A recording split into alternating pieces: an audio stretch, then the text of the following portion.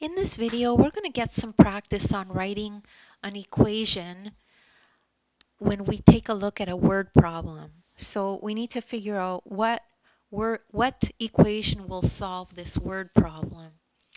So Natasha drove 20 kilometers on Monday and G times as many kilometers on Tuesday. If she drove a total of 40 kilometers on Tuesday, what is the equation that shows the kilometers driven on Tuesday? So we're trying to figure out what happened on Tuesday, but we need some of Monday to figure it out. So step one, look for clue words in the problem that will tell you what the equation is. So when we see words like this, G times as many kilometers on Tuesday, so times tells us that we use multiplication. We also know that she drove a total of 40 kilometers on Tuesday. So write the equation that would satisfy this story. So we know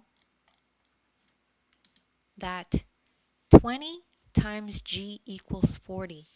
So what this is saying here is on Tuesday, this is Tuesday, she drove G times the amount of Monday.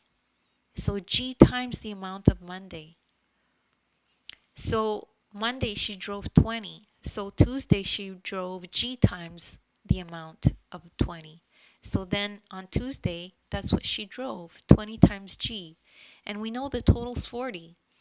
So that's it. That's the whole equation, and that's how you solve this. So don't worry if you don't understand this right away. You're probably just one explanation away from getting it. So just watch the video again. And take a look at the description. There's links down there to other videos of mine that I've done that are similar. As well, you could download the ebook. In the ebook, you'll find this exact lesson, and you can follow along in the ebook as you watch the video.